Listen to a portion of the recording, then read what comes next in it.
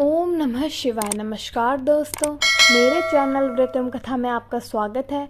तो आज मैं आपके लिए राधा रानी की सच्चे भक्ति का कहानी लेकर आई हूँ। कहानी सुनने के बाद मेरे चैनल को लाइक, शेयर, कमेंट और सब्सक्राइब करना ना भूलें। सब्सक्राइब करने के बाद बेल आइकन को प्रेस करें ताकि मेरी वीडियो की नोटिफिकेशंस आपके पास सबसे पहले पहुँच सके। तो आइए, कहानी कुछ इस प्रकार है। बरसाना में एक संत रहते थे। वह राधा रानी के भक्त थे। वह हर रोज सुबह उठकर यमुना जी में स्नान करके राधा जी के दर्शन करने जाया करते थे। यह प्रतिदिन का नियम था। जब तक राधा रानी के दर्शन नहीं कर लेते थे तब तक जल भी ग्रहण नहीं करते थे। दर्शन करते करते लगभग उनकी उम्र 80 वर्ष की हो गई। रोज की तरह एक दिन सुबह उठे, यमुना में स्नान किया और राधा रानी के दर्शन को चले गए। मंदिर के पट खुले और राधा रानी के दर्शन करने लगे। दर्शन करते करते संत के मन में भाव आया कि मुझे राधा रानी के दर्शन करते करते आज 80 वर्ष हो गए, लेकिन मैंने आज तक राधा रानी को कोई भी वस्त्र नहीं चढ़ाया। यह विचार संत जी के मन में आया कि जब सभी मेरी राधा रानी के लिए कुछ न कुछ लाते हैं तो मैं भी अपनी राधा रानी के लिए कुछ न कुछ जरूर लेकर जाऊं। लेकिन क्या लाऊं जिससे मेरी राधा रानी खुश हो जाए। तो संत जी यह सोचकर अपनी कुटिया में आ गए। सारी रात सोचते सोचते सुबह हो गई। उठकर स्नान किया और आज अपनी कुटिया में ही राधा रानी के दर्शन पूजन किए। दर्शन के बाद बाजार में जाकर सबसे सुंदर वाला लहंगा चुनरिया का कपड़ा लाए और अपनी कुटिया में आकर के अपने ही हाथों से लहंगा चुनरिया को सीला और सुंदर से सुंदर उस लहंगा चुनरिया में गोटा लगाए।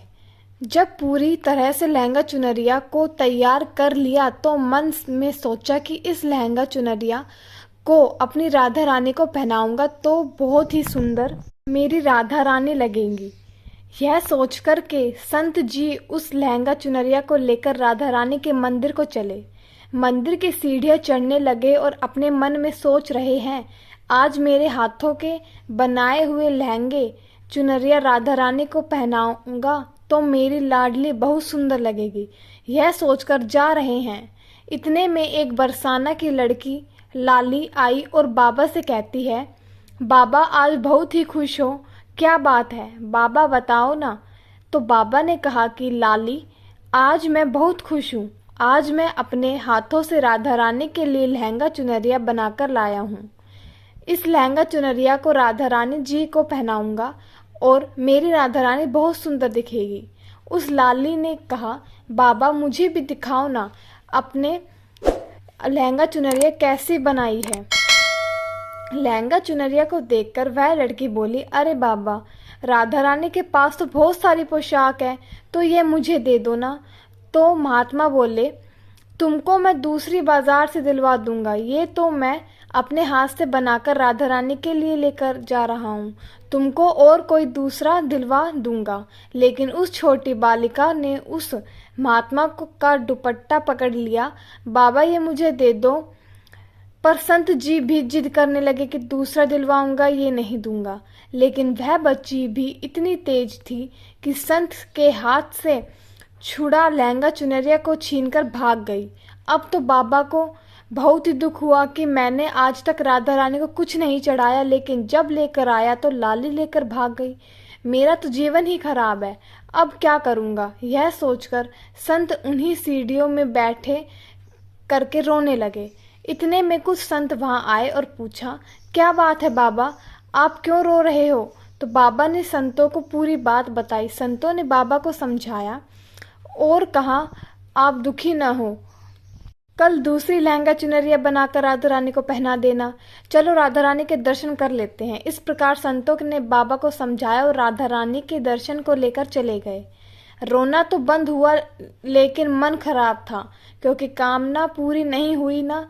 तो अनमने मन से राधा रानी के दर्शन करते संत जा रहे थे और मन यही सोच रहे हैं कि मुझे लगता है कि किशोरी जी की इच्छा नहीं थी, शायद राधा रानी मेरे हाथों से बनी पोशाक पहनना ही नहीं चाहती थी।